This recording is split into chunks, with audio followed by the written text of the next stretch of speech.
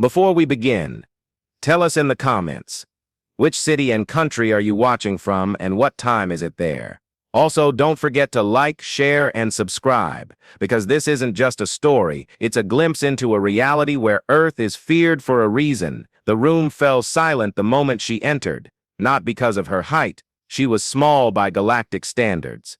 Not because of her species. They knew she was human, but that label alone didn't carry the weight it once did. It was the way she moved, or more precisely, the way she didn't move. Every step, every blink, every breath was calculated, deliberate, and silent. She took her seat in the academy mess hall, tray in hand, posture straight, eyes lowered. She said nothing. She did nothing, but everyone watched her. It had been 3 weeks since Cadet Lyra Vell, the only human in the Intergalactic Peace Academy, arrived. 3 weeks of whispered rumors, hushed challenges, and a few unfortunate tests from alien cadets who thought they understood what a Deathworlder was. They didn't. Not yet. Today would be different. At Table 7, 3 Varnak juveniles whispered among themselves. Juveniles in this context meant they were only 20 feet tall and had tusks less than a meter long. Not yet fully matured, but big enough to crush a hovercycle beneath their claws. I heard she ate raw protein strips without neutralizers, one said. She doesn't even blink when she eats capsaicin paste, said another. The third leaned closer. Let's poke the Deathworlder. See if she bleeds. They laughed, but Lyra didn't even glance up. The leader of the trio stood, his footfalls shaking the mess hall floor. He lumbered toward her table, towering over the seated girl. His voice was oily with amusement. Hey, Earthling. You look lonely. Mind if I sit? Lyra looked up, finally. Her eyes were calm. Her tray of food, mostly dry protein bars and a small container of liquid she'd brought herself, remained untouched. It's a free academy, she said. Sit where you want. He grinned, revealing rows of sharp yellowed teeth. His companions followed, one flanking each side of the bench. They boxed her in. The mess hall's usual din faded into hushed silence. All eyes turned toward Table 9. We heard a rumor, said the Varnak leader, that Deathworlders snap necks with their mind. That true? Lyra raised an eyebrow. No, he leaned in closer. So you can't do it. I said that's not how we do it. Another chuckle. Big words for someone who hasn't passed a single combat sim. Lyra sighed. That's because I haven't joined any yet.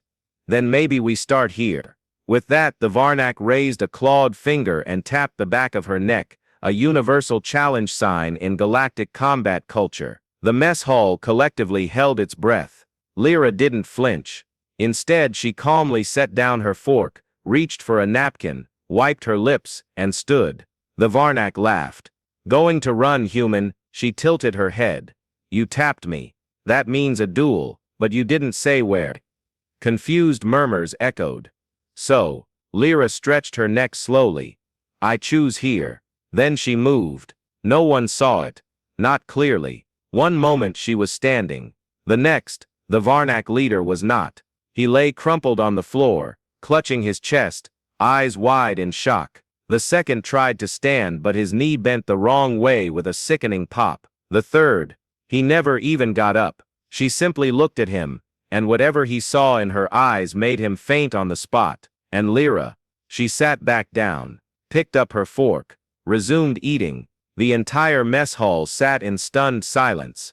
A single voice broke it, the cafeteria AI announcer. Cleanup required at Table 9. Also, effective immediately. Earth cadets are exempt from random aggression assessments. Later, in the head instructor's office, the footage replayed in slow motion. The administrators watched in silence. That strike, said Commander Valone, a veteran of 5 interstellar wars. It was textbook nerve compression, perfect angle, perfect timing, no wasted motion. Did you see her breathing rate? Asked another. Didn't even spike. We need to re-evaluate her combat clearance level, murmured a third. The head instructor nodded grimly. We made a mistake assuming the humans were simply overhyped. This one, she's not a soldier, she's an apex predator hiding in plain sight. By week's end, The story had spread across the campus and beyond. Cadets no longer joked about Earth. They whispered about the girl who didn't speak, didn't move, didn't need to stand to break you. Some said she was a genetic experiment. Others believed she was a myth planted by Earth intelligence to scare rivals. None of them mattered to Lyra. She ate. She trained. She passed every simulation with record efficiency. When asked about the cafeteria incident, she simply said, "I told them we don't use our minds to break necks. I just showed them how we actually do it." If you're still watching, remember this. Never underestimate a quiet human, especially one who doesn't stand up to fight, because if they don't need to stand,